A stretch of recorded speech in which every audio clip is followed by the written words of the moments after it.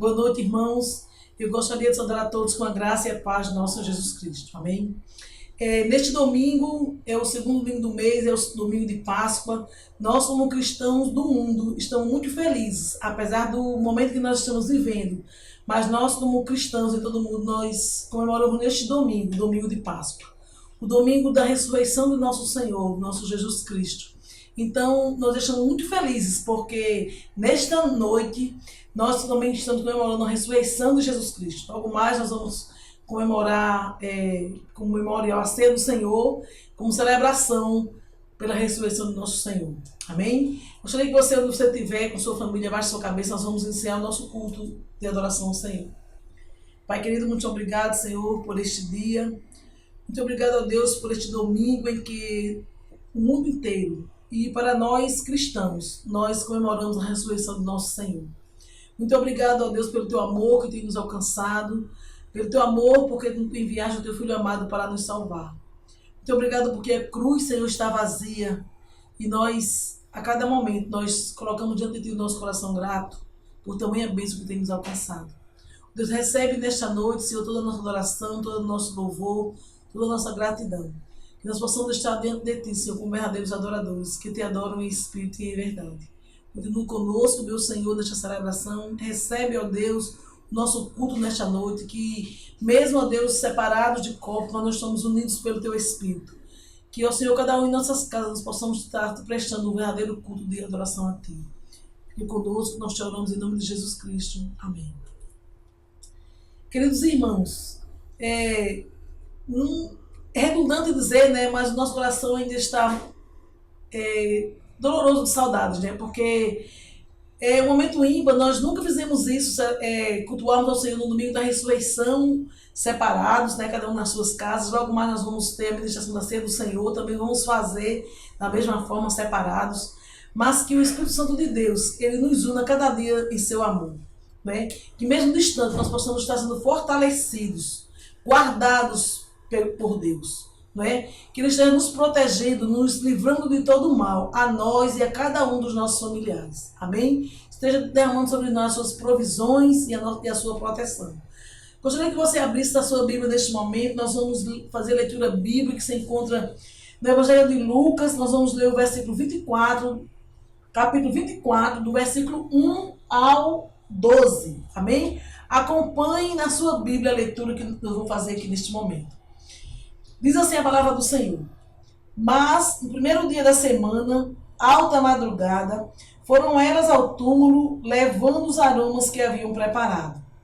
E encontraram a pedra removida do sepulcro, mas, ao entrarem, não acharam o corpo do Senhor Jesus. Aconteceu que, perplexas a esse respeito, apareceram-lhes 2 varões com vestes resplandecentes. Estando elas possuídas de temor, baixando os olhos para o chão, eles lhes falaram: por que buscais entre os mortos ao que vive? Ele não está aqui, mas ressuscitou. Lembrai-vos de como vos preveniu, estando aí na Galileia, quando disse: importa que o Filho do Homem seja entregue nas mãos de pecadores e seja crucificado e ressuscite ao terceiro dia. Então se lembraram das suas palavras. E voltando do túmulo, anunciaram todas estas coisas aos 11 e a todos os mais que com eles estavam. Eram Maria Madalena, Joana e Maria, mãe de Tiago. Também as demais que estavam com elas confirmaram estas coisas aos apóstolos. Tais palavras lhes pareciam um cântico delírio e não acreditaram nelas. Pedro, porém, levantando-se, correu ao sepulcro e, abaixando-se, nada mais viu, senão os lençóis de linho. E retirou-se para casa, maravilhado do que havia acontecido. Amém? Que esta porção da palavra do Senhor, neste domingo de Páscoa, ela enche os nossos corações, na certeza que o nosso Senhor, o nosso Redentor vive. A cruz está vazia, aleluia, glória a Deus. Nesse momento nós vamos continuar adorando o Senhor através de cânticos. Convidamos o Ministério de Louvor para juntos entoarmos ao Senhor cânticos de louvor. Porque Ele vive, posso crer no amanhã.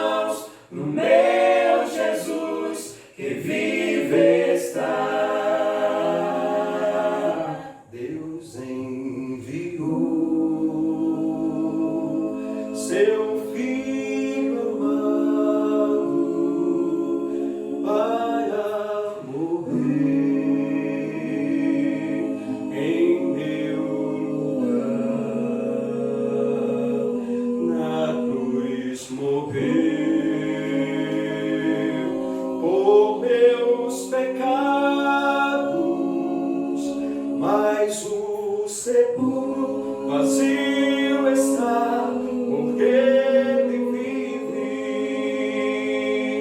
porque ele vive, posso crer no amanhã, porque ele vive, temor não há, mas eu bem sei, eu sei que a minha vida está nas mãos do meu Jesus, que vive está. E quando enfim chegar a hora em que a morte enfrentarei com meu Senhor, terei vitória,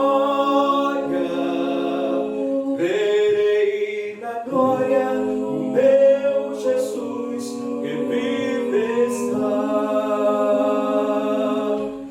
porque ele vive, posso crer no amanhã, porque ele vive, temor não há, mas eu bem sei, eu sei que a minha vida está nas mãos do meu Jesus, que vive está. Aleluia. Louvado e exaltado seja o nome do Senhor Jesus para sempre. Quero, nesse momento, irmãos, dar primeiro boa noite, que Deus possa estar abençoando a sua vida e que essa alegria e essa certeza que temos que o nosso Deus, como hoje, neste domingo, é comemorado o dia da ressurreição, possamos ter essa certeza que o nosso Deus, que veio a este mundo no propósito de nos dar a salvação, nasceu, morreu, mas está vivo, porque ao terceiro dia ele ressuscitou, como diz as Escrituras. A palavra do Senhor diz em Mateus capítulo 28, versículos 5 a 7, o seguinte: o anjo disse às mulheres: não tenham medo, sei que vocês estão procurando Jesus, que foi crucificado. Ele não está aqui, aleluia. Ressuscitou, como tinha dito. Venham ver o lugar onde ele jazia. Vão depressa e diga aos discípulos dele: ele ressuscitou dentre os mortos e está indo adiante de vocês para Galileia. Lá vocês o verão. Aleluia. E a maior certeza, do mesmo jeito que ele disse que ao terceiro dia ele ressuscitaria. Ele disse que morreria, mas ressuscitaria.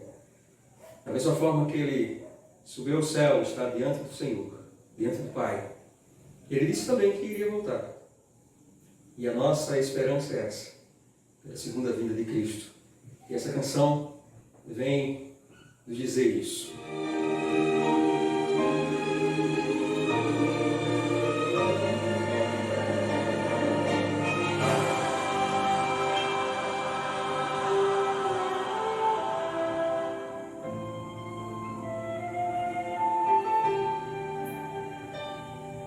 Ó Pai, eu queria tanto ver o meu Senhor descer, vindo me encontrar.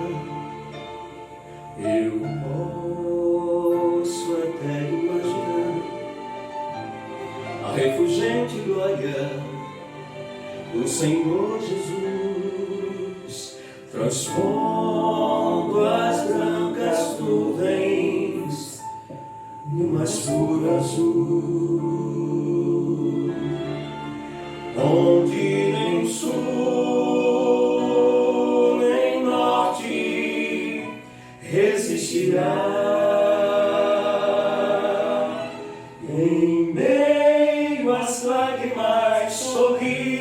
de alegria e de prazer. Eu que era cego agora posso ver, contemplar, contemplar, enfim. Por isso eu canto glória, glória, glória ao Autor da minha fé. Glória, glória ao Autor da minha fé.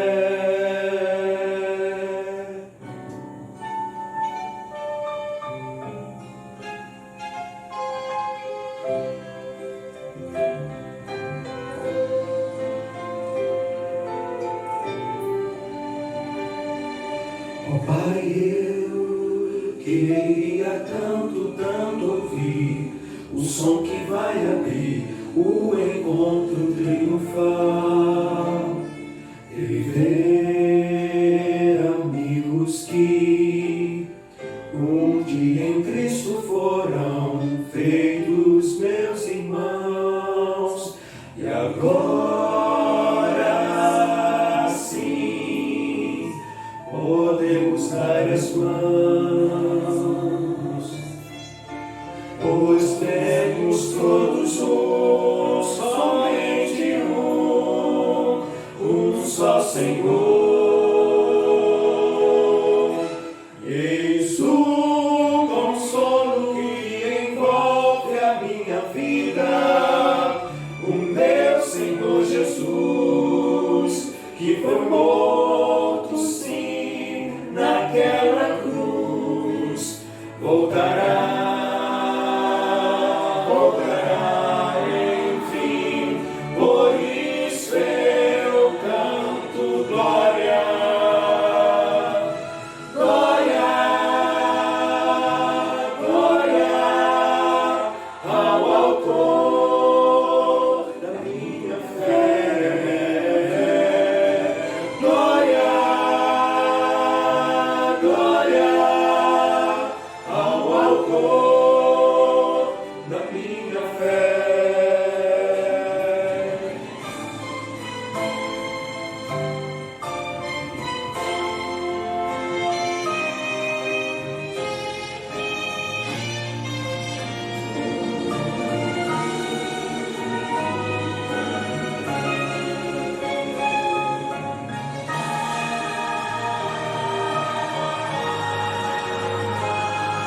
Glória ao Senhor, glória ao Senhor, glória ao Senhor, Autor da minha fé.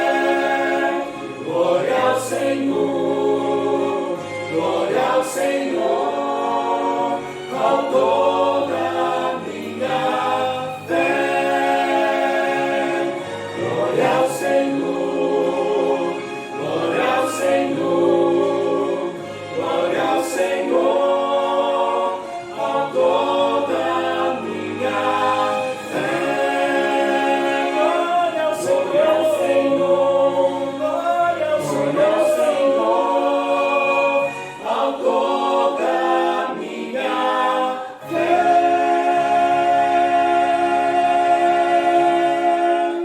Aleluia. Querido, que Deus possa estar te abençoando poderosamente. Convido agora o pastor Evandi para a celebração da ceia. Boa noite, irmãos. Eu quero saudar todos com a graça e a paz do nosso Senhor e Salvador Jesus Cristo. Quero agradecer a Deus por esse momento em que vamos celebrar a ceia do Senhor, nessa semana da Páscoa. E agradecer a Deus por esse momento que, pela primeira vez, nós estamos celebrando a ceia do Senhor de maneira virtual, não é? Mas eu quero agradecer a Deus por tudo e suplicar ao Senhor que Ele nos abençoe nesse momento tão especial da vida da sua igreja. Eu tenho certeza que isso alegra o coração do Senhor, até porque foi Ele que nos instruiu a fazer dessa maneira, não é isso? Então, eu quero instruir você agora, se você é o sacerdote da sua casa, então você é quem vai colocar, tá bom, o suco de uva na taça ou nas taças, servir a sua esposa e seus filhos, ou quem estiver no seu lar, que seja devidamente batizado, tá bom, nas águas, então ele está apto à celebração da ceia. Se for a esposa, no caso que lidera a família nesse momento, então a esposa ela vai assim servir a ceia, colocar o suco nas taças, repartir o pão, tá bom? E que seja algo maravilhoso, essa experiência maravilhosa que Deus está propondo à sua igreja nesse momento. Que o Senhor nos abençoe. Abra a sua Bíblia na primeira epístola aos Coríntios, no capítulo 11, a partir do verso 23, e faça essa leitura conosco aqui nessa noite. Diz a palavra do Senhor: porque eu recebi do Senhor o que também vos entreguei, que o Senhor Jesus, na noite em que foi traído, tomou o pão e, tendo dado graças, o partiu e disse: isso é o meu corpo que é dado por vós. Fazei isto em memória de mim. Com semelhante modo, depois de haver ceado, tomou também o cálice, dizendo: este cálice é a nova aliança no meu sangue. Fazei isso todas as vezes que o beberdes em memória de mim. Porque todas as vezes que comerdes este pão e beberdes o cálice, anunciais a morte do Senhor até que ele venha. Por isso, aquele que comer o pão ou beber o cálice do Senhor indignamente será réu do corpo e do sangue do Senhor. Examine-se, pois, o homem a si mesmo, e assim coma do pão e beba do cálice. Pois quem come e bebe sem discernir o corpo, come e bebe juízo para si. Eis a razão porque há entre vós muitos fracos e doentes, e não poucos que dormem. Palavra do Senhor, que Ele nos abençoe nesse momento. Oremos ao nosso Deus. Eu quero pedir à irmã Solange, diaconisa da nossa igreja, que possa orar ao Senhor em nome de Jesus Cristo. Pai querido, muito obrigada, Senhor, por este momento de Tua presença. Obrigada, Deus, porque de uma forma única nós estamos realizando a ceia do Senhor de maneira diferente. Mas nós queremos dizer, Senhor, que nós estamos, ó Deus, ligados pelo Teu Espírito que em nós habita. Mesmo que distante dos corpos, mas nós estamos unidos pelo Teu Espírito. Muito obrigado pelo sacrifício vivo de Jesus Cristo na cruz de Calvário. Muito obrigado porque Cristo vive e reina, Senhor, em nós. Muito obrigada por tudo, Senhor, nós te oramos em nome de Jesus Cristo. Amém. Então, nesse momento, nós vamos servir o primeiro elemento da ceia, que é o pão, que representa o corpo do Senhor Jesus Cristo.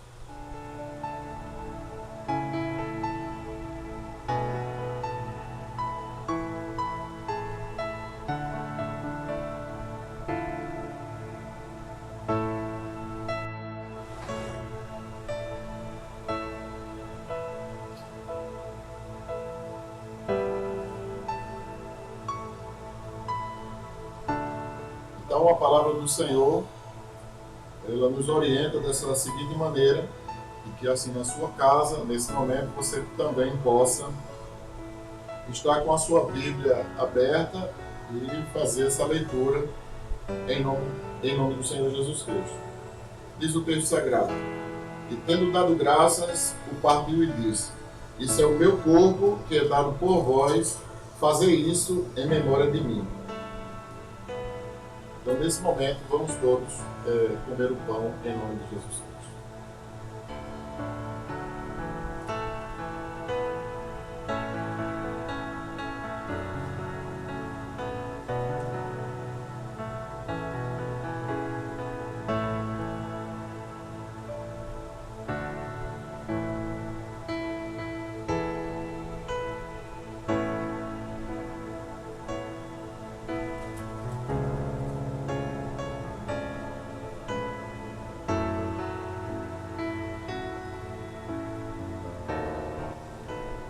Oremos ao Senhor.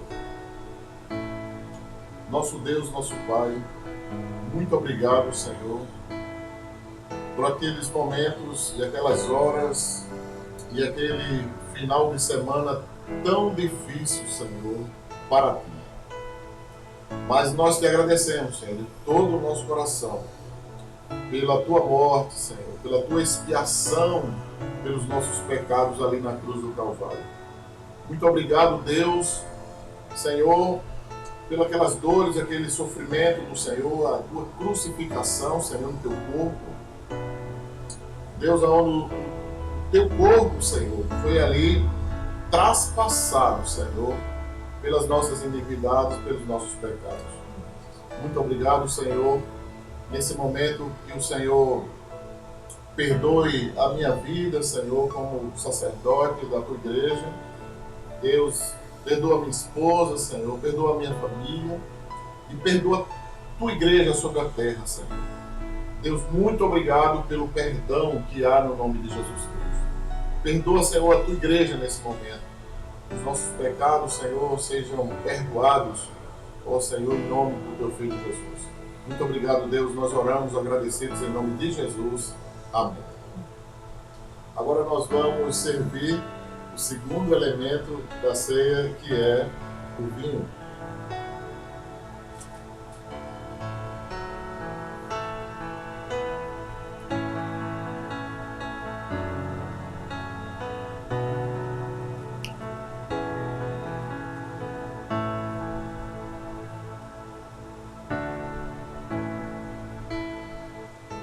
Assim diz a palavra do Senhor. Por semelhante modo, depois de haver ceado, tomou também o cálice, dizendo: Este cálice é a nova aliança no meu sangue. Fazei isso todas as vezes que o beberdes em memória de mim. Então, queridos irmãos, como é prática nossa, da nossa igreja, nesse momento de trocar o cálice com o nosso irmão, olhando nos olhos dele, claro, nos olhos da sua família, e pedindo perdão e dizendo que você, no amor do Senhor, você o ama em Cristo. Amém? Nessa hora que eu amo o amor do Senhor. E me perdoe se alguma coisa eu fiz que mandei. Bom, eu peço perdão em nome de Jesus. Dessa mesma maneira você possa estar fazendo com a sua família em nome do Senhor Jesus Cristo. Vou dar esse momento para que você possa, assim, de repente, o número de pessoas na sua casa. Mas é muito bom você estar olhando nos olhos da sua família, dos seus filhos, não é? Se eles não estiverem na sua casa, né? Porque no meu caso, nossos filhos não estão aqui, não é? Mas você assim faça, olhando nos olhos dele, pedindo perdão, dizendo que você o ama no amor do Senhor. Então, queridos irmãos, diz a palavra de Deus: por semelhante modo, depois de haver ceado, tomou também um cálice, dizendo: Este cálice é a nova aliança no meu sangue. Fazei isso todas as vezes que o beberdes em memória de mim. Vamos todos tomar o cálice nesse momento, no nome de Jesus.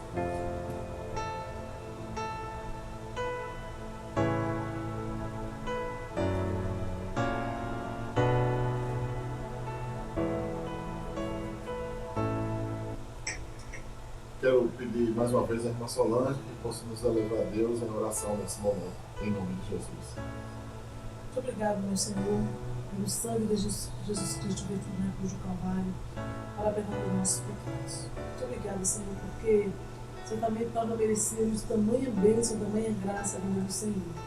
Mas o teu amor tem nos alcançado, por isso nós te damos graças. Muito obrigado, Pai, em nome de Jesus. Amém. Amém.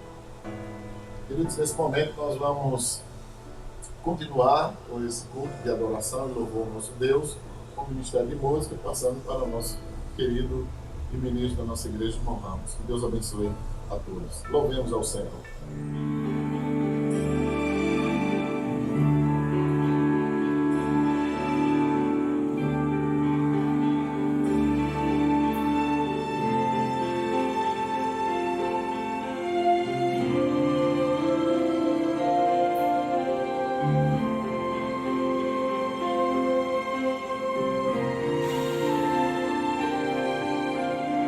Esta é a vida que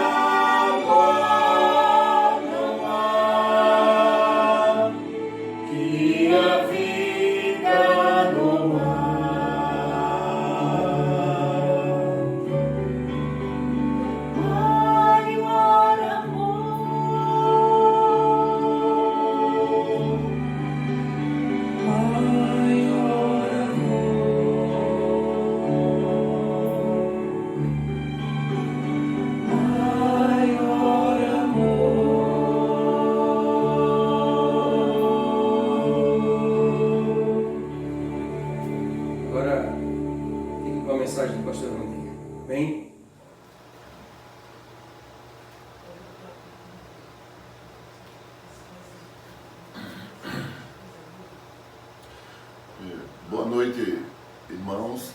Eu quero saudar a todos com a graça e a paz do nosso Senhor e Salvador Jesus Cristo. Nessa noite eu quero falar aqui para a igreja acerca do tema a ceia da Páscoa. Nós estamos no domingo e pela manhã houve a ressurreição do Senhor e na sexta-feira a crucificação do Senhor, tá?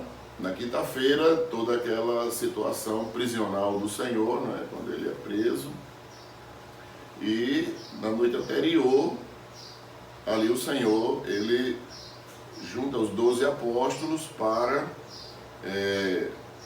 ele celebrar a Páscoa, tá bom? Então eu quero ler um texto aqui que está no livro de Mateus, no capítulo 26, tá? A partir do verso 17 até o verso 30. E nós vamos compreender algumas coisas importantes aqui sobre o ritual da Páscoa, não é? O que aconteceu naquele momento em que o Senhor se reúne para celebrar a Páscoa com os 12 discípulos, tá?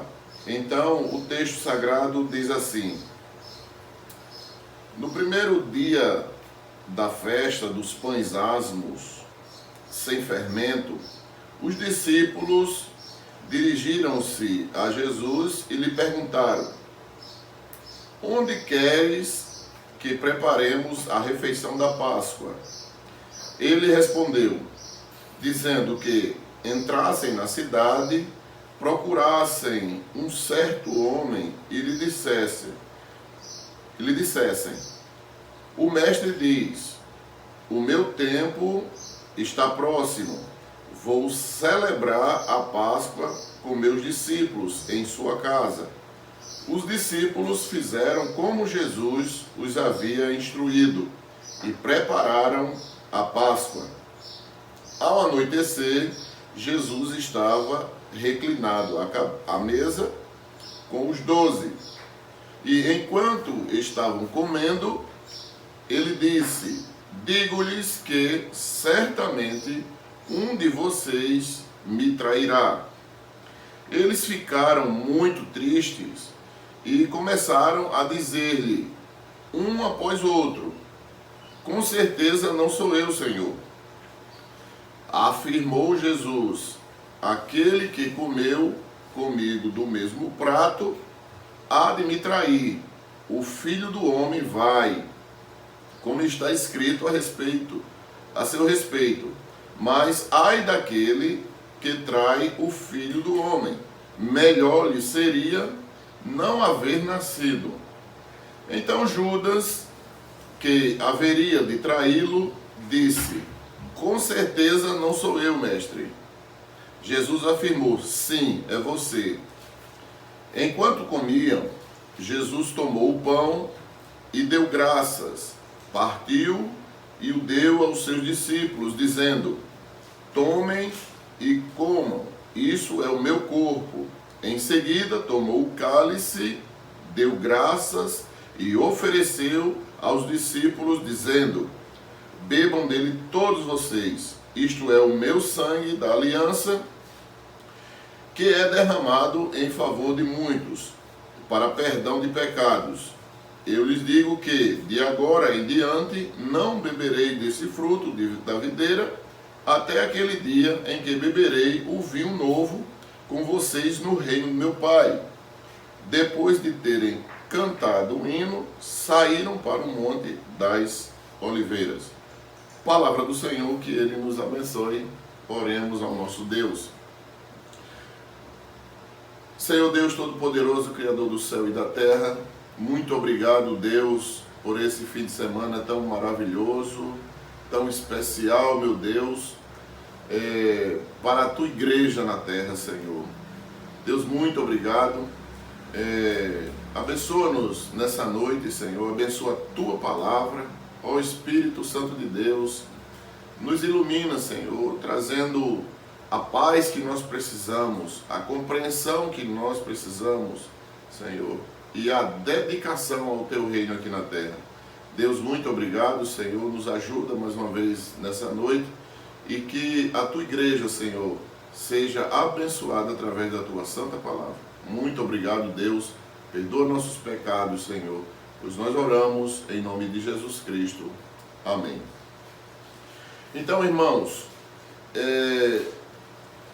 a ceia da Páscoa, ela traz alguns rituais que não foram mencionados pelos escritores dos evangelhos, tá? Então, por quê? Provavelmente, Mateus, quando ele escreve para os judeus, tá bom? Convertidos, para o povo, os judeus, povo de Deus, para tomar conhecimento de tudo que tinha acontecido. Ou seja, o Messias prometido no Antigo Testamento era o Messias que estava ali, vivendo e que foi crucificado, tá bom? Naquele final de semana. E, como eram judeus, eles já sabiam os rituais da Páscoa, da ceia da Páscoa, por muitos e muitos anos e séculos que eles comemoravam. Então não havia sentido, tá? Ele narrar, escrever os rituais da Páscoa, daquela ceia que estava acontecendo, por eles saberem. Já Marcos, Lucas e João, eles escrevem para os seus leitores, assim como Mateus. E que leitores são esses? São leitores romanos, leitores gregos e também asiáticos. E também, provavelmente para eles, não haveria sentido, não é, falar de rituais que não interessaria para esse povo, tá? Porque são rituais extremamente judeus, tá bom? Mas o que importava naquele exato momento era que eles tomassem conhecimento do que aconteceu, né? A instituição da ceia, né? O cálice da bênção, que isso vai fazer uma referência muito grande na história da igreja para frente, tá? Mas o que eu vou mencionar aqui nessa noite, eu entendo que será de grande importância para todos nós, como povo de Deus. Então, o Senhor, ele reúne os seus 12 discípulos, como lemos no texto aqui, eles pedem para que alguns dos discípulos procurem esse homem citado aqui no texto. Vocês vão encontrar um homem com cântaro. A palavra que o Senhor usa para esse homem é um homem conhecido, tá? Não era algo aleatório, que eles teriam que sair pelo meio da rua e encontrasse alguém com um cântaro na mão, não, tá bom? A palavra que o Senhor usa para homem aí era um homem conhecido, tá bom? Conhecido de todos eles, por isso que torna fácil as coisas. Então, ele leva e mostra o cenário e os discípulos vão lá e preparam a ceia, né? Preparam tudo que iria acontecer, tá? Ali na ceia. Tanto do vinho, tá bom? Como das ervas amargas, do cordeiro, tá bom? Do molho, eles vão preparar tudo isso. E o horário que eles chegam mais ou menos, por exemplo, agora nesse mês de abril, o pôr do sol, como diz as escrituras, né? Já estava próximo do pôr do sol, então entre 18 horas e 10, 15 minutos mais ou menos, e 19 e 18 horas da noite é o pôr do sol em Jerusalém, para que a gente tenha também uma noção de tempo, de horário, tá bom? Então, que era a prática deles, não é? A prática deles assim fazendo. E aí quando eles estão lá todos instalados, como é que orienta os rituais? Então o chefe de família, né, quando era dentro da casa, os chefes de família reuniam os seus, tá bom? Instalava todos na sala, e ali ele não poderia ter menos de 10 anos para participar. Tá bom? Se ele tivesse menos de 10 anos, ele não participaria. Se tivesse mais de 20 anos, com relação aos filhos, não participariam. Então, qual era o primeiro ato aí? O primeiro ato era o lavar das mãos, tá? Então, o chefe de família, ele lavaria as mãos, que foi o que Jesus fez junto com os 12 discípulos ali no cenáculo. E provavelmente, segundo os estudiosos, provavelmente essa casa, esse lugar, poderia ser, né, a casa da mãe de João Marcos, tá bom? O sobrinho de Barnabé, que mais na frente, já rapaz, ele vai ser ali aquele missionário, né, da igreja de Antioquia para a Ásia Menor, tá bom? Mas nesse período aí, nesse momento, Marcos, segundo o seu evangelho, ele tem 5 anos de idade, como diz o seu evangelho. Então, depois de lavar as mãos, o Jesus Cristo, aí já naquele final de tarde daquela sexta-feira, o Senhor, ele pega uma taça, não é? E enche a taça e bebe da taça com aquele vinho. Era um vinho tinto, tá? E era também um pouco aguado. E aí ele bebe, tá, da taça e passa para os 12 também assim tomarem. E aí, depois que acontece isso, o que é que ele faz?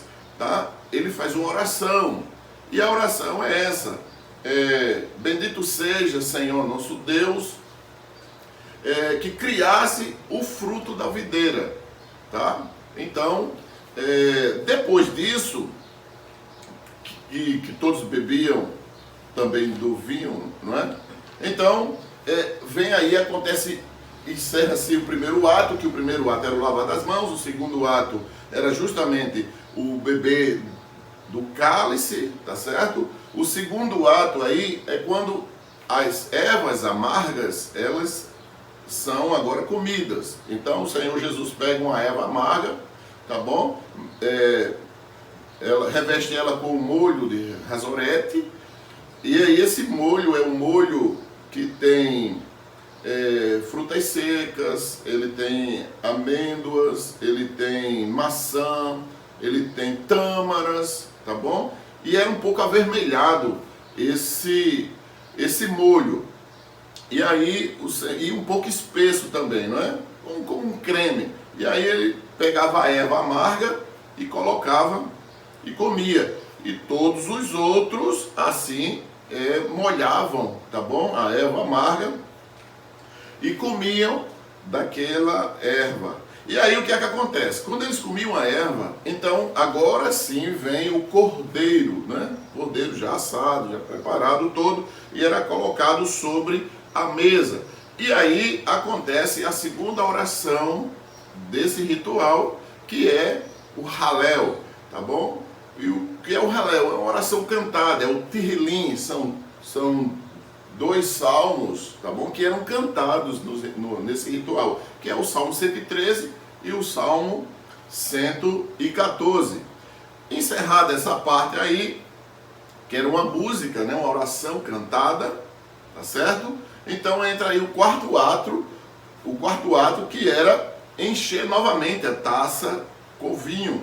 E aí eles enchiam a taça, e quando encerrava toda essa segunda parte aí, entrava-se no quarto ato a terceira oração, tá bom? A terceira oração. Isso tudo Jesus liderando, celebrando os rituais da Páscoa, da ceia da Páscoa, como faria também o chefe de família, tá bom? Aquele pai que era o sacerdote da sua casa.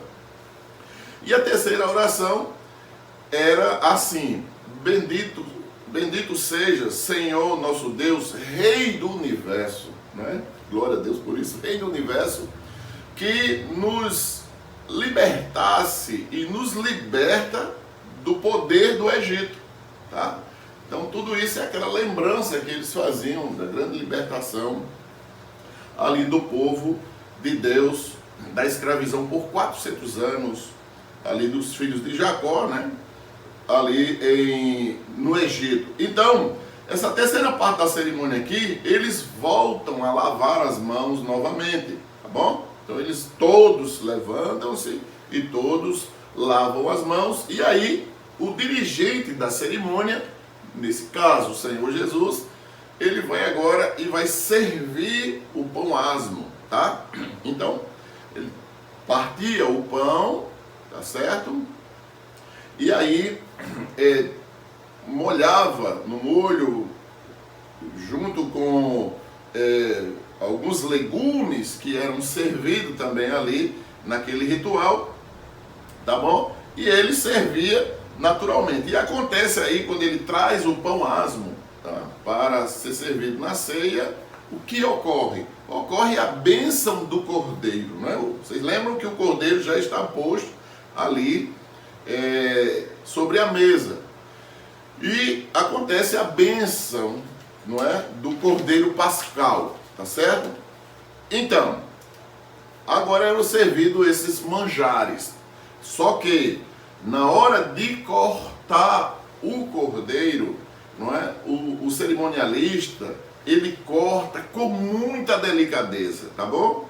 Ele corta com muito cuidado aquele cordeiro ali. Não era de todo jeito, não. Mas ele era cortado naquela cerimônia com muita delicadeza, o cordeiro simbólico que viria ser comido ali por último, não é? Naquele ritual.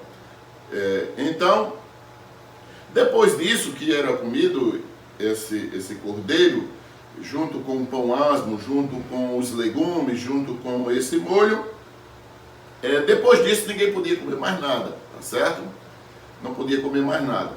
E também entre a terceira oração e a quarta oração, na hora que o Senhor serve o cordeiro, que corta o cordeiro, havia um tempo natural tá certo? Principalmente na hora deles estarem tomando o vinho na taça e também na hora que era servido o cordeiro, que eles comiam com pão asmo, com molho, com esses legumes todos. Então eles tinham um tempo para conversarem. Cada período não era todo mundo parado, não era aquele ritual sem nenhuma parada, sem nenhuma alegria, não é? Não, eles a cada momento tinham uma parada para eles conversarem, trocarem conversa um com o outro, tá bom? Então não era aquela coisa assim, engessada, de maneira nenhuma. Eles tinham aquele momento para conversar, que é aí que tem essa conversa, aonde o Senhor, como diz o texto, não é? O Senhor, ele, com o seu coração muito amargurado, não é? Ele diz que entre os 12 tinha um que iria traí-lo, tá certo? Então, quem seria esse? Seria aquele que ia meter a mão com ele no prato, tá bom? Então, quando o Senhor fala isso, ele está se relacionando, está falando sobre um costume oriental. Que o costume oriental era esse, era um prato com os alimentos e que, quando ia comer, todos colocavam a mão, né, na mesma hora ali, todo mundo metia a mão no prato com ele. Então, ficou difícil para os apóstolos, né, saberem quem seria, por aquela orientação, pela fala do Senhor, quem seria aquele que iria trair o Senhor. Tá bom, irmãos? Então, só que o Senhor, como aquilo estava amargurando o seu coração, ele volta a insistir em dizer que alguém iria traí-lo. Tá certo? É um segundo momento da conversa entre eles, o Senhor volta a insistir com o traidor, que haveria aquele que iria traí-lo. Então, depois que todos terminavam aquela cerimônia, né, de comer o cordeiro, que eles bebiam da taça, do vinho, enfim, quando essa cerimônia era encerrada, era próximo já de meia-noite. Não poderia ultrapassar meia-noite. É importante que saibamos disso, tá? Então, o Senhor, ele vai passar cerca de 6 horas. 6 horas mais ou menos que eles estão ali reunidos. E aí cantavam, depois do encerramento do cordeiro, ninguém podia comer mais nada, e ali eles iriam até cerca de meia-noite e iam embora para casa. Só que aí o Senhor, ele não vai para casa, né?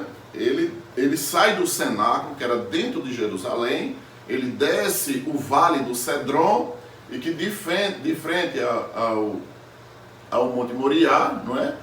Que é Jerusalém, está de frente o Monte das Oliveiras. É um vale, o Vale do Cedron, assim ele sobe, vai com os discípulos que o seguem. Judas já não está mais aí, e o Senhor deixa um grupo de discípulos, né, numa primeira estação, deixa depois, noutra estação, a segunda estação, deixa mais 3 discípulos, e aí ele vai a um lance de pedra, como toda a igreja conhece esse ritual.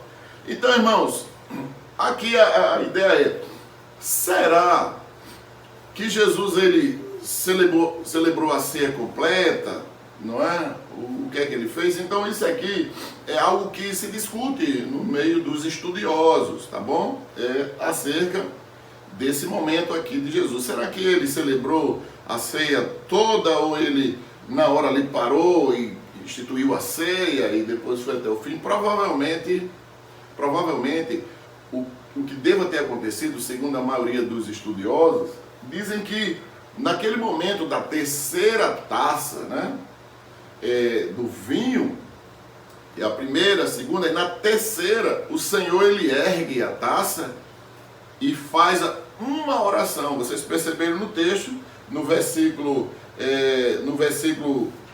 abra sua Bíblia aí, no versículo 27, tá bom? Do livro 2 São Mateus, no capítulo 26, versículo 27, porque tanto Mateus como Marcos, eles vão fazer a observação desse momento em que Jesus ora na taça, tá bom? Quando ele levanta a taça, ele ora abençoando aquele momento da taça, da terceira taça. E ali ele faz esse simbolismo com o seu sangue, e ali está entrando os pães asmos, ele faz também a associação, o simbolismo ali do seu corpo com o pão que estava ali partido, que seria machucado, né, de maneira perversa ali na cruz do Calvário. Então o que é que o texto diz? Em Mateus 26, 27, diz assim: em seguida tomou o cálice e deu graças e o ofereceu aos seus discípulos. Esse deu graças, não é? É chamado de cálice da bênção. Esse nome vai ser citado mais na frente pelo apóstolo Paulo, e nós vamos chegar nesse texto aí, quando o Senhor, ele ora nesse momento chamado na terceira oração do ritual, não é? Quando eles estão com a taça de vinho em suas mãos. E aqui, irmãos, o que é que nós percebemos? Que Lucas, ele não faz essa narrativa. Você vai ler o Evangelho segundo São Lucas e vai perceber que não tem a oração, tá bom? Essa oração aqui que Mateus e Marcos falam, Lucas não vai falar, nem João. Então, abra a sua Bíblia agora. Existe um acordo entre os estudiosos, que vocês vão perceber agora. Abra a sua Bíblia na primeira carta aos Coríntios, no capítulo 10, versículo 16, e nós vamos fazer a leitura desse texto agora. E vocês vão perceber o que o apóstolo Paulo, ele dá um sentido a esse momento que aconteceu naquela sexta-feira ali, 1 Coríntios, capítulo 10, versículo 16, 10, 16, e vocês vão ver que Jesus, ele, naquela hora da terceira oração, ele levanta a taça e ora, tá? Pela essa taça, simbolizando o seu sangue. E aí Paulo vem dizer o quê? No versículo 16 do capítulo 10 da primeira epístola aos Coríntios: não é verdade que o cálice da bênção que abençoamos é uma participação no sangue de Cristo, e que o pão que partimos é uma participação no corpo de Cristo? Não é? Olha que coisa linda. Então, aquele momento ali da terceira oração, né, que o Senhor ora, e é justamente aquele momento em que todos os judeus diziam, e Jesus disse também junto com os apóstolos, né? Bendito seja Senhor nosso Deus, Rei do Universo, não é? Que nos deu o poder de sermos libertos do Egito, tá? Então era justamente uma referência ao Cordeiro Pascal, né? Lembra lá no Egito, quando eles celebram a Páscoa, né? Instituída a Páscoa lá no Egito, dentro do Egito, e o anjo da morte passaria à noite para levar os primogênitos dos egípcios, como aconteceu na realidade, tá certo? Então, muitos acreditam, queridos irmãos, que isso é a prova de que Jesus consagrou aquela terceira taça, tá certo? Fazendo uma referência ao Egito e fazendo referência a ele também, ao seu sangue que seria derramado por toda a humanidade, tá certo? E pode ser coincidência, isso aqui pode ser. Só que você vai perceber que o apóstolo Paulo, não é?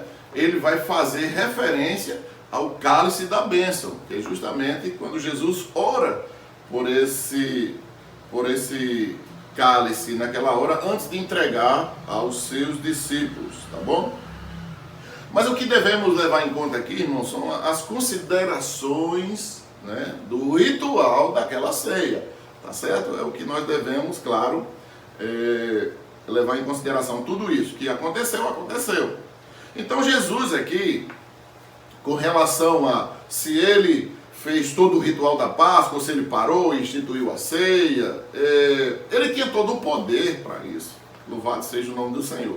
Até se ele fizesse ou não, mas isso iria alterar a partir do dia seguinte, isso ia acontecer, não é? Ou seja, vamos dizer assim, que encerrando aquele fim de semana, a partir da segunda-feira, do segundo dia da semana, as coisas mudariam, totalmente mudariam, né? Não tinha como mais haver a celebração da Páscoa, uma vez que o Cordeiro de Deus foi sacrificado. Mas ele tinha todo o pleno poder de modificar os rituais, tá certo? Mas que seria, se ele não tivesse mudado, mas seria de todo jeito revogado nos dias seguintes, dado ao sacrifício do Senhor Jesus ali na cruz do Calvário. Então nós podemos concluir que a partir da quarta taça, né, de vinho e até o final da ceia, todo o ritual foi celebrado por Jesus Cristo conforme o costume judaico. Louvado seja Deus por isso. A grande beleza é aí nessa terceira taça, tá bom? Na terceira oração também, que o Senhor ali faz o simbolismo com seu sangue e o pão asmo com o seu corpo. Então, irmãos, nós vamos agora compreender aqui algo bem interessante sobre a identidade do traidor que é revelada. Então, o que é que nós percebemos aqui? Que o traidor estava presente, e a gente sabe que foi Judas, né? A gente sabe que foi Judas Iscariotes, que quer dizer no latim assassinos, não é? Porque Judas, ele participava de um grupo judeu, não é? Terrorista, tá certo? Olha bem, quem foi que Jesus escolheu também para estar fazendo parte dos 12 discípulos que iriam mudar o mundo como mudou. Louvado seja Deus por isso, tá certo? Então, Judas é o único discípulo que não é da Galileia, tá certo? Ele é da Judeia, de Quirione. Então, após a ceia, né, no desenvolvimento da ceia, como eu já falei aqui, Jesus ele estava numa profunda amargura, claro, não é fácil você lidar com uma situação daquela, né? Duas situações muito dolorosas: a crucificação, tá certo? Que ele seria morto na cruz e de uma maneira extremamente violenta, e a outra de ser traído, né? Por aquele que ele escolheu para montar toda a história da igreja aqui na terra, a instituição da igreja do Senhor aqui na terra. E era importante que Judas, a gente compreende muito bem pela visão holística de todo o evangelho, a gente vai perceber que Judas é um cara importante aí, né? Ele é um cara importante, porque Judas ele passa a ser o agente humano por meio de quem Jesus chegaria ao fim daquilo que foi determinado para ele como ser humano, né? Que foi predestinado para ele pelo Senhor Deus Todo-Poderoso, e Judas passa a ser esse agente humano do encerramento de Jesus, ou levando Jesus ao encerramento da sua vida terrena, tá bom? Agora abra a sua Bíblia aí, no livro de Mateus, e nós vamos perceber a partir do verso 20, que diz o seguinte, acompanhe aí a leitura. Ao anoitecer, Jesus estava reclinado à mesa com os 12, e enquanto estava comendo, ele disse, digo-lhes que certamente um de vocês me trairá. Isso é o primeiro aviso, tá bom, irmãos? O que está acontecendo aqui é o primeiro aviso, como eu já falei, que ali todos colocam a mão dentro do prato onde teria os alimentos, o pão, e ficaria difícil, como ficou difícil para os apóstolos.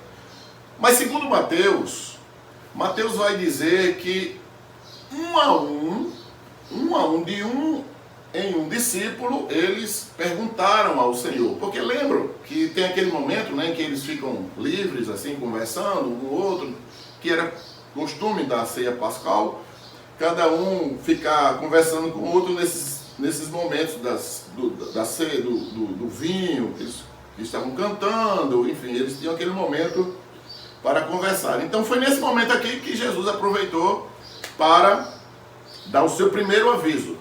Só que Jesus ele é insistente insistente com o traidor, ele é insistente. E aí, a partir do verso 23, afirmou Jesus: aquele que comeu comigo no mesmo prato há de me trair. O filho do homem, observe o que ele diz, o filho do homem, no versículo 24, vai como está escrito a seu respeito. Mas ai daquele, não é, que trai o filho do homem. Melhor lhe seria não haver nascido.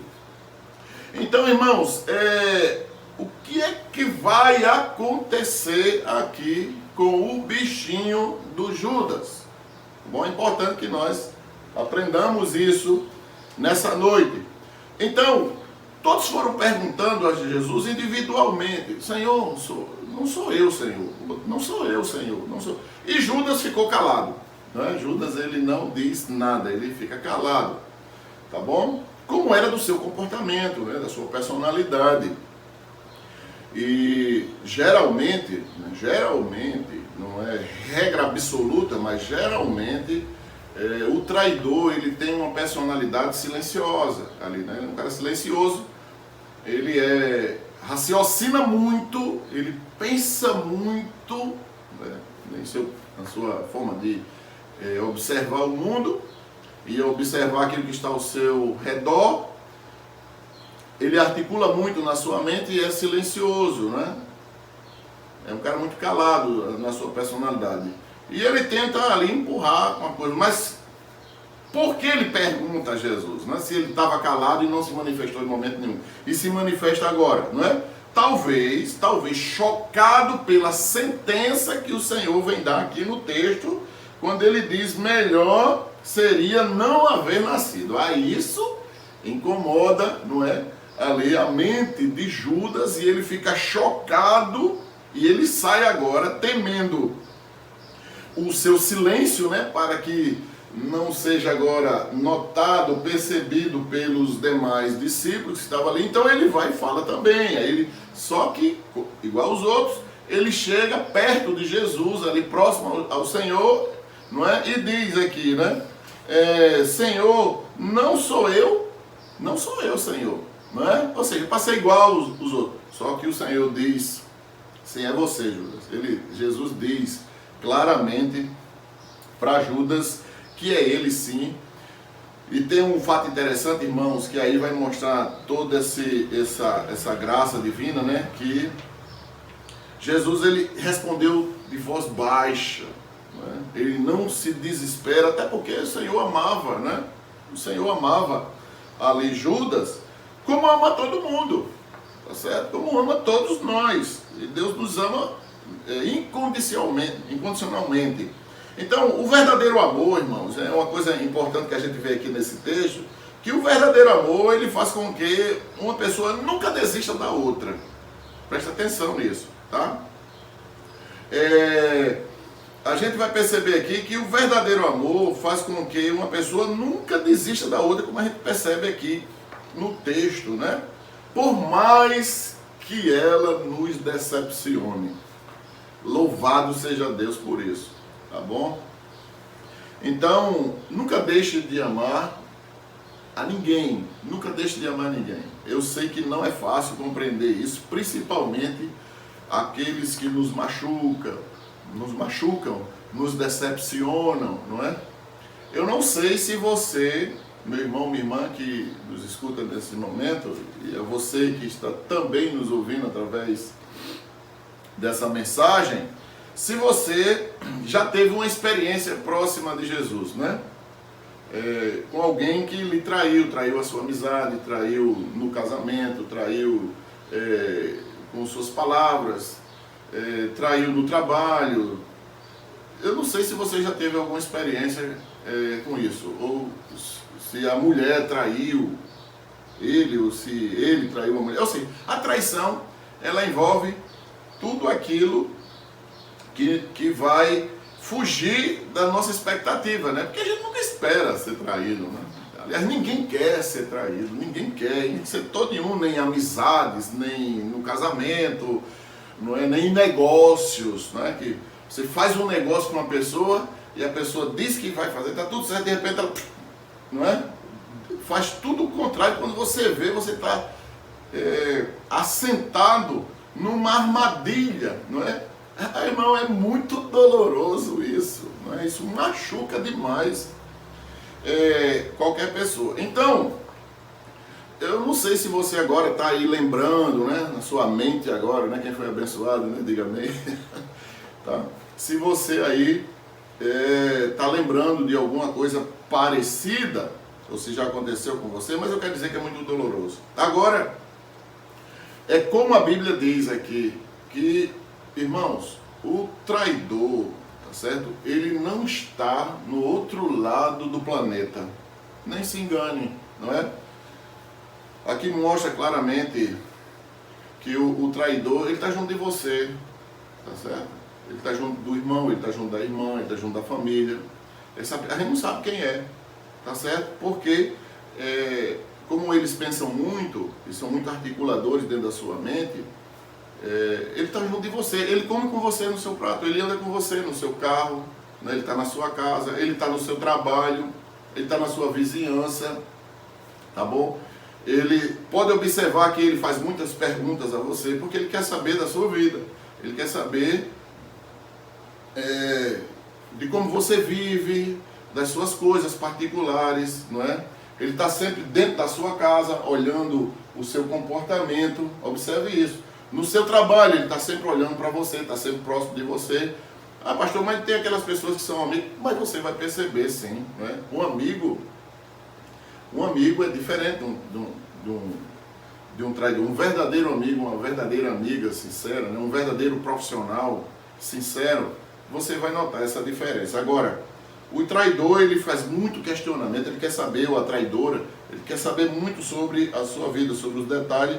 Agora, a situação de Judas aqui, e como dessas pessoas também que agem dessa maneira, eles são pessoas que estão sempre preocupadas com o mundo externo, tá? Eles estão sempre preocupados com o mundo externo, mas o mundo interno deles, eles não comentam muito, porque é onde eles têm os grandes conflitos na chamada plataforma da mente humana. Eles não conseguem trabalhar, eles não abrem o coração para trabalhar aquele adoecimento que ele tem, aqueles grandes conflitos, não é? Que permeiam a atmosfera e a plataforma dos setores mentais da vida humana, da mente humana. Então essas pessoas, elas sofrem muito como Judas, não é? Judas começou a destruir Jesus dentro do coração dele, porque no início Jesus era tudo para ele, irmãos. Jesus era tudo para Judas, tá? Era o Senhor da vida dele, era o Messias. Mas depois Judas, com os seus conflitos, porque na realidade não é fácil, né? Não é fácil o raciocínio lógico, o raciocínio financeiro, o raciocínio econômico, ele realmente vai ter dificuldade de compreender Jesus. Isso não é fácil compreender. E com Judas não aconteceu diferente, não.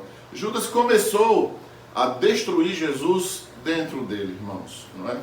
E quando isso acontece, não é? É um dos momentos muito doloroso para aquele ser humano, né? É como se fosse o fim de uma estrela, tá bom? Você vai perceber Pedro, né? Porque Pedro traiu o Senhor também.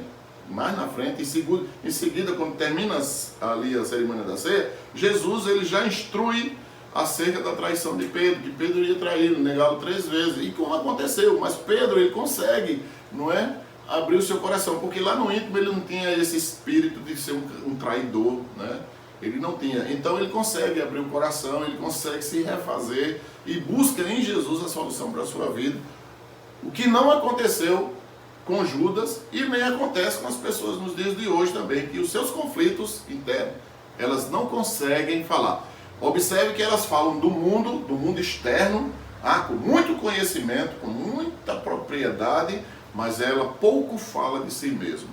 Então, esse é um dos sinais que a gente percebe aqui. Então, quando Jesus molhou o pão e deu a Judas ali, molhou no molho, né? O molho Harosete, onde ele molha o pão, aquele creme espesso ali, e dá a Judas, que Judas come ali, meu irmão, naquele exato momento, o demônio entra, Satanás entra, como diz o Evangelho de João, no capítulo 13, versículo 27, né? No Evangelho de João, João cita que o demônio entrou na vida de Judas. E nós vamos ver também quando você lê o Evangelho de São Lucas. Nessa leitura aí você vai perceber que Judas, ele diz que quando o demônio entra na vida de Judas, ele vai fazer o seu primeiro mal, que é trair Jesus. Ele desce o cenáculo e vai até os sacerdotes e ali recebe 30 moedas para trair o Senhor, não é? E volta e dá o beijo, né? Ele volta lá quando Jesus já está no Monte das Oliveiras, ele se aproxima de Jesus e dá o beijo, chamado beijo de Judas, né? É tanto que isso se configurou até hoje, né? Quando você não está bem com alguém, às vezes o marido e mulher, namorado e namorada, né?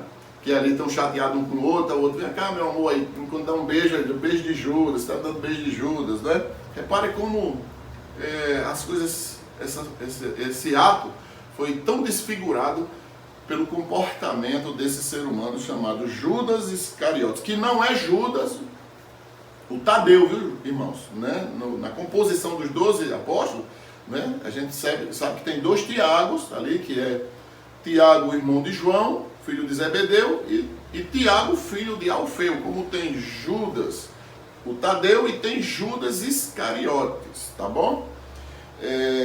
Então, nós vamos perceber aqui que no mesmo momento, em Lucas faz a narrativa de 2 situações que acontecem imediatamente quando o demônio entra na vida de Judas. E ficou difícil ali para os apóstolos perceberem, porque como ele era o cara que cuidava do dinheiro, então provavelmente o Senhor estava preocupado, né, na cabeça deles que Judas iria comprar alguma coisa que estava faltando, ou na ceia mesmo, ou ajudar alguém que estava precisando, como era a prática deles. Então ficou difícil identificar que era Judas, tá certo? Então, o que é que Lucas vai dizer? Vai dizer que era trevas, né? Ele faz questão de narrar isso. Além de Judas descer em seguida para atrair o Senhor lá e receber as moedas, não é? Lucas faz questão de citar que houve trevas, que era trevas, não é? Naquele momento. E ali a sua vida movia-se de Jesus, né? Movia-se inevitavelmente para a morte, para o seu sacrifício, que estava prestes a oferecer, Jesus estava prestes a oferecer ali, e que é o que? É um ato de redenção. Caminhando aqui já para o fim, né, da mensagem, Jesus ele está caminhando para o encerramento de tudo aquilo, e aqui ele comemora na Páscoa, mas comemora o que? A redenção. Louvado seja Deus por isso, a grande redenção que o Senhor vai nos dar ali no final aliás, no início, né, do domingo, nas primeiras horas da manhã, o encontro de Jesus, Maria Madalena, com Pedro e João, a ressurreição do corpo do Senhor, louvado seja Deus, né, que é um ato de redenção de Deus, através dele, do Filho de Deus, nós somos redimidos do Cordeiro, somos redimidos, aliás, pelo Cordeiro de Deus, dos nossos pecados, das nossas transgressões. E aqui uma coisa interessante, irmãos, aqui no versículo 18 do livro de Mateus, para a gente ir concluindo, que ele diz, celebrarei, vocês lembram, né? Que mandou os discípulos sair para preparar a Páscoa, que ele celebraria. Então era ele mesmo, a palavra é poiô, não é a palavra que ele vem usar ali para a celebração, é poiô, que é um ato ali profético, né? É um presente profético, ou seja, o Cordeiro de Deus, ali, o Filho de Deus, ele mesmo aqui na terra, ele está celebrando a ceia, né? A Páscoa. Que coisa linda, irmãos, que coisa belíssima, né? Então ele usa essa palavra como um presente profético. Então a Igreja do Senhor, ela trabalha nessa linha aí, observando essas ações proféticas da palavra de Deus. Para quê? Para que a gente possa ir se guiando num mundo tão turbulento como esse, a gente poder ter os sinais dos tempos, que a igreja não pode esquecer dos sinais dos tempos, das profecias estabelecidas na sua palavra. Então aqui tem esse sentido, né, de devo celebrar, não é sou eu que vou celebrar. Ele tinha a obrigação, por ser uma ação profética, um presente profético, ele tinha a obrigação de celebrar como foi. Então, e quem é Jesus? Jesus é esse servo sofredor que Isaías fala, né, no capítulo 53, e no versículo 5 vai dizer a razão porque Jesus foi para a cruz do Calvário, né? O que é que diz o versículo 5? Jesus foi crucificado por causa de quê? Foi crucificado por causa das nossas transgressões, desde lá do Éden, né, com Adão, até hoje, né? Nós levamos o Senhor à cruz. As nossas transgressões levaram o Senhor Jesus a ser crucificado, não é? As nossas iniquidades, como diz o texto, levou Jesus a ser esmagado, não é? Emocionalmente, levou Jesus a ser esmagado fisicamente, tá certo? E também emocionalmente, porque Jesus estava ali, só a graça, né? Como a gente diz, ali naquela cruz. E o castigo que nos traz a paz estava sobre ele ali no Gólgota, irmãos, onde o Senhor, em suas últimas horas aqui, como humano, ele respirou ali na cruz do Calvário, mostrando o seu grande amor por toda a humanidade. E através daquelas feridas do Senhor, né, que estão na sua cabeça, a coroa de espinho, dos furos que fizeram nas suas mãos, nos seus pés, o furo lateral dele aqui, não é? Pela espada, né, pela lança daquele soldado romano. Então, essas feridas também, as feridas que estão na nossa mente, né, foi que levou Jesus ali à cruz para que nós fôssemos curados, né, por ele na cruz do Calvário. Então, que Deus abençoe sua vida. Quero, como pastor da igreja, desejar a todos vocês, né, não só a nossa igreja, os irmãos congregados que nos visitam, mas todo aquele que está assistindo essa mensagem, sejam abençoados e tenham uma feliz Páscoa, que esse fim de semana seja também de grande reflexão para todos nós, no nome de Jesus. Então, feliz Páscoa para toda a igreja, para todos vocês, em nome de Jesus Cristo. Amém? Então vamos orar e receba a bênção apostólica. Feche seus olhos. Nosso Deus, nosso Pai, muito obrigado, Senhor, pelo Teu sangue derramado ali na cruz, pelas horas tão dolorosas, aquele fim de semana, e toda a Tua existência, Senhor, né?